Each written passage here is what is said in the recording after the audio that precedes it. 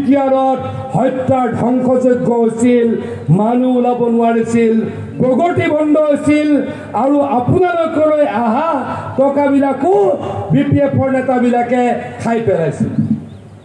কিন্তু সেইখিনি সময়তে 2014 চনত নৰেন্দ্ৰ মোদী ডাঙৰীয়া দেশৰ প্ৰধানমন্ত্ৰী হ'ল আৰু সকলোতকৈ ডাঙৰ কাম কি হ'ল যে বিটিআৰত শান্তি স্থাপন হ'ল।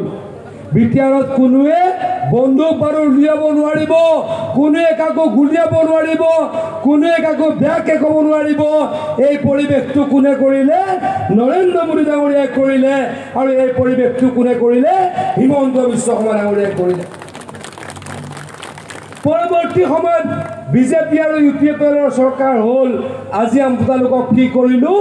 মিছন বৈষ্ণৱতীৰ যোগেদি এতিয়ালৈকে 3 বছৰত 1,15,000 পৰিয়ালক আমি মাটিৰ পট্টা দিলো নে নাই কওক? ৰাইজ দিলো নে নাই কওক? BPFে কিমান দিছিলে? BPFে 17 বছৰ এই বিটিআৰত শাসন কৰিছিল আৰু মাত্ৰ 14,000 মানুহক মাটিৰ পট্টা দিছিল। আমি এতিয়া বিজেপি আৰু UPPL শাসন কৰোঁ।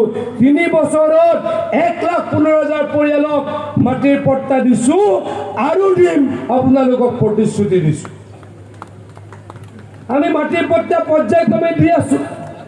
এই প্ৰক্ৰিয়া চলি থাকিব। এইখিনি সময়তে মই শুনিছো BPF আৰু কংগ্ৰেছে বোলে মানুহৰ মাজত এটা উৰাবাতৰি উলিয়াইছে।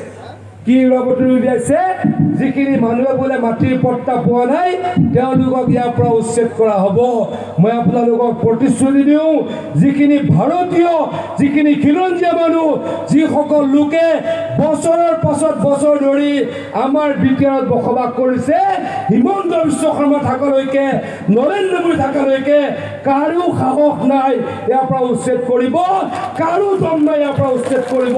মই আপোনালোকক প্ৰতিশ্ৰুতি দিছোঁ।